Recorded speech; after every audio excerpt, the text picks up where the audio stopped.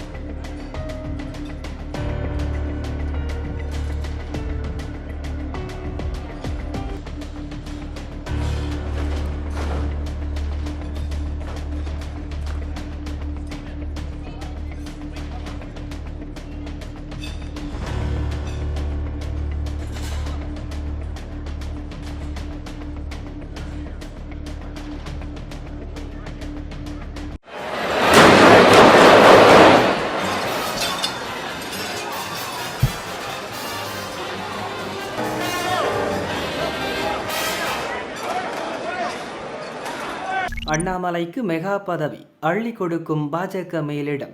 வெளியான பரபரப்பு தகவல். தமிழக பாஜகவின் முன்னாள் தலைவர் அண்ணாமலை ஆந்திராவிலிருந்து ராஜ்யசபா எம்பியாக தேர்ந்தெடுக்கப்படவிருப்பதாக பரபரப்பு தகவல் வெளியாகியுள்ளது. சட்டசபை தேர்தலில் போட்டியிட விரும்பாத அண்ணாமலை தனது தந்தை உடல்நிலையை காரணம் காட்டி தேர்தல் பணிகளிலும் சரியாக ஆர்வம் காட்டவில்லை. அவரது அதிருப்தியை புரிந்து கொண்ட மேலிடம் அண்ணாமலையை டெல்லிக்கு அழைத்து சில உறுதிமொழிகளை கொடுத்ததாக கூறப்பட்டது. அதன் பிறகு தமிழகம், கேரளா, புதுச்சேரி என தேர்தல் பிரச்சாரத்தில் தீவிரமாக ஈடுபட்டார். அவரது பிரச்சாரத்துக்காக தனி ஹெலிகாப்டர் வசதியை கட்சி மேலிடம் செய்து கொடுத்தது. இந்நிலையில்தான் ஆந்திராவிலிருந்து ராஜ்யசபாவுக்கு அண்ணாமலை அனுப்பி வைக்கப்படுவார் என்று பாஜகவினர் கூறுகின்றனர். ஆந்திராவில் ஜூன் 21ஆம் தேதியுடன் 3 ஒய்எஸ்ஆர் காங்கிரஸ் எம்பிக்கள், ஒரு தெலுங்கு தேசம் எம்பி என 4 ராஜ்யசபா எம்பிக்களின் பதவிக்காலம் நிறைவடைகிறது. புதிய எம்பிக்களை தேர்ந்தெடுக்க மே மாதம் தேர்தல் நடக்கிறது. ஆந்திர சட்டசபையில் இப்போதைய கட்சிகளின் பலம் அடிப்படையில் ஆளும் தெலுங்கு தேசம் கூட்டணி சார்பில் 4 எம்பிக்களை ராஜ்யசபாவுக்கு தேர்ந்தெடுக்கலாம். எனவே காலியாகும் 4 எம்பிக்களில் 2 இடங்களை தன் கட்சிக்கு வைத்துக் கொண்டு கூட்டணி கட்சிகளான பாஜக மற்றும் ஜனசேனா ஆகிய கட்சிகளுக்கு தலா ஒரு இடத்தை ஒதுக்க ஆந்திர முதல்வர் சந்திரபாபு நாயுடு முடிவெடுத்துள்ளார். அப்படி தங்களுக்கு கிடைக்கும் ஒரு இடத்தை தான் அண்ணாமலைக்கு தர பாஜக முடிவு செய்துள்ளது. எம்பியான பிறகு உயரிய பதவியும் அண்ணாமலையை தேடி வரக்கூடும் என்று விவரம் தெரிந்த ஆந்திர பாஜக நிர்வாகிகள் சிலர் கூறினர். 63 எம்எல்ஏக்களை அள்ளிட்டு வர சபதமிட்ட ராகவ் சதா, அலரும் ஆம் ஆத்மி. ராகவ் சதா தலைமையில் ஆம் ஆத்மி எம்பிக்கள் 7 பேர் அக்கட்சியிலிருந்து விலகி பாஜகவில் சேர்ந்த நிலையில் அடுத்த திருப்பமாக பஞ்சாப் ஆம் ஆத்மி அரசில் 60க்கும் மேற்பட்ட எம்எல்ஏக்களை அணிதிரட்டும் வேலையில் ராகவ் சதா இறங்கியிருப்பது பரபரப்பை ஏற்படுத்தியுள்ளது. ஆம் ஆத்மியின் தேசிய முகமாக அறியப்பட்டவர் ராகவ் சதா. இவருக்கும் கட்சியின் ஒருங்கிணைப்பாளர் அரவிந்த் கெஜ்ரிவாலுக்கும் இடையே சமீப காலமாக உரசல் இருந்தது. விமான நிலையத்தில் மலிவு விலை உணவு கடைகள் இருப்பதற்காக பாஜக அரசை சமீபத்தில் அவர் பாராட்டினார். ராஜ்யசபாவில் ஆம் ஆத்மி துணைத் தலைவராக இருந்த அவரது பதவி உடனடியாக பறிக்கப்பட்டது.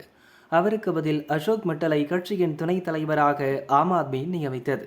கடுப்பான ராகவ் கெஜ்ரிவாலை விமர்சித்துவிட்டு மேலும் 6 ஆம் ஆத்மி எம்பிக்களுடன் பாஜகவில் ஐக்கியமானார். ராஜ்யசபாவில் ஆம் ஆத்மி பலம் 10. 3/2 பங்கு எம்பிக்கள் கட்சி மாறியதால் அவர்கள் கட்சி தாவல் தடை சட்டத்தில் இருந்தும் தப்பிப்பர் என்று கூறப்படுகிறது. இந்த நிலையில்தான் பஞ்சாப் ஆம் ஆத்மி அரசிலும் இந்த விரிசல் எதிரொலிப்பது தெரிய வந்துள்ளது. அங்கு முதல்வர் பகவந்த் மான் தலைமையில் ஆம் ஆத்மி ஆட்சி நடக்கிறது. மொத்தமுள்ள 117 இடங்களில் 92 இடங்கள் ஆம் ஆத்மி வசம் உள்ளது. அடுத்த ஆண்டு சட்டசபை தேர்தல் நடக்கவிருக்கும் நிலையில் திறமையான மற்றும் சரியான மனிதர்களுக்கு உரிய மரியாதை வழங்கப்படுவதில்லை என்ற புகைச்சல் பஞ்சாப் ஆம் ஆத்மியிலும் உள்ளது. இதற்கிடையே பாஜக தலைமையிடம் பேசிய ராகவ் சதா, பஞ்சாப் ஆம் ஆத்மி எம்எல்ஏக்கள் 48 பேரின் உறுதியான ஆதரவு எனக்கு உள்ளது. இதை 63ஆக உயர்த்தும் பணியில் ஈடுபட்டுள்ளேன் என்று கூறியதாக டெல்லி வட்டாரம் தெரிவிக்கிறது. அவர்கள் மேலும் கூறியதாவது: ராகவ் சதா பஞ்சாப் அரசியலை குறிவைத்து காய் நகர்த்த துவங்கியுள்ளார். பஞ்சாபில் ஆம் ஆத்மி அரசுக்கு எதிராக மக்களும் அதிருப்தியில் உள்ளனர். எம்எல்ஏக்களும் தங்கள் அரசியல் எதிர்காலம் குறித்து கலக்கத்தில் உள்ளனர். எனவே அவர்கள் ராகவ் சதா மூலம் பாஜகவில் இணையும் முடிவில் உள்ளனர். 92 எம்எல்ஏக்களில் சிலர் மட்டும் பிரிந்து சென்றால் பதவி இழப்புக்கு ஆளாக நேரிடும் என்பதால் 3/2 பங்கு எண்ணிக்கையான 63 எம்எல்ஏக்களை அணிதிரட்டும் முயற்சியில் சதா உள்ளார் என்று கூறினர்.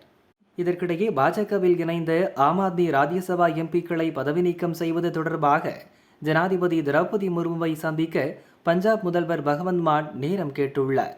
இதனால் பஞ்சாப் முதல் டெல்லி வரை பரபரப்பு நிலவி வருகிறது. சென்னையில் ஓட்டு போடாதவர் எத்தனை பேர்? Shock result. சட்டசபை தேர்தலுக்கான ஓட்டுப்பதிவு 23ஆம் தேதி நடந்தது. சென்னையில் உள்ள 16 சட்டசபை தொகுதிகளில் 419 வேட்பாளர்கள் போட்டியிட்டனர். இங்கு மொத்தம் 28,93,505 வாக்காளர்கள் உள்ளனர். இவர்களில் 74,089 பேர் 18 வயது பூர்த்தியான புதிய வாக்காளர்கள். தேர்தலில் 24,21,186 வாக்காளர்கள் மட்டுமே ஓட்டு போட்டுள்ளனர். இது 83.68%. இதில் பெண்களே அதிகம். தபால் ஓட்டுகள் 32,000 வரை பதிவாகியுள்ளன. இன்னும் முழுமையாக கணக்கிடப்படவில்லை. எஸ்ஐஆருக்கு முன் 2021 தேர்தலில் 40 லட்சம் வாக்காளர்கள் இருந்த நிலையில் 24,03,495 பேர் ஓட்டுப்பதிவு செய்தனர். இந்த தேர்தலில் சென்னையில் 17,691 ஓட்டுகள் கூடுதலாக பதிவாகியுள்ளது. 2024 லோக்சபா தேர்தலில் 21,80,593 ஓட்டுகள் பதிவாகியிருந்தன. அவற்றை ஒப்பிடும்போது 2,40,593 ஓட்டுகள் குறைவு. இந்த முறை சென்னை மாவட்டத்திலேயே அதிகமாக ஆர்கே நகரில் 90.56% ஓட்டுப்பதிவு நடந்துள்ளது.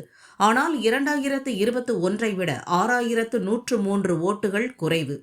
அதேபோல் வில்லிவாக்கம், துறைமுகம், ஆயிரம் விளக்கு, அண்ணாநகர், சைதாப்பேட்டை, மயிலாப்பூர் தொகுதிகளில் சென்ற தேர்தலை ஒப்பிடும்போது ஓட்டு சதவீதம் குறைந்துள்ளது. தாறுமாறாக உயர்ந்த விமான டிக்கெட். சட்டசபை தேர்தலில் ஓட்டு போட ஏராளமானோர் விமானங்கள் மூலம் சொந்த ஊர் சென்றிருந்தனர். இப்போது மீண்டும் பணிக்கு திரும்ப அனைவரும் ஒரே நேரத்தில் கிளம்புவதால் விமான டிக்கெட் விலை உச்சம் தொட்டுள்ளது. திருச்சியிலிருந்து தில்லி, மும்பை, ஹைதராபாத், பெங்களூரு, சென்னை உள்ளிட்ட நகரங்களுக்கு டிக்கெட் விலை 2 மடங்கு உயர்ந்துள்ளது.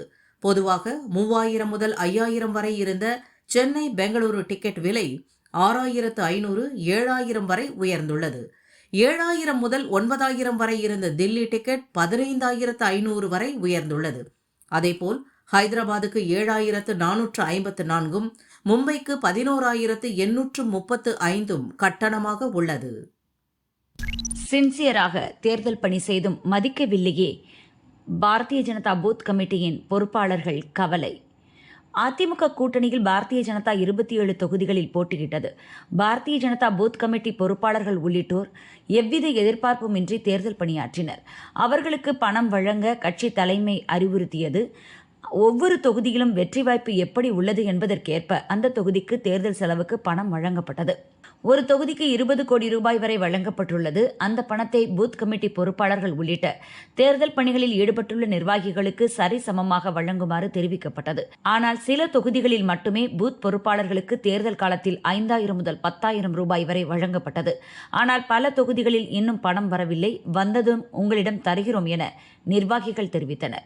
அவர்கள் கூட்டணி கட்சிகளின் ஒன்றிய செயலர் உள்ளிட்ட நிர்வாகிகளுடன் கைகோர்த்து சொந்த கட்சியினரை கண்டுகொள்ளவே இல்லை.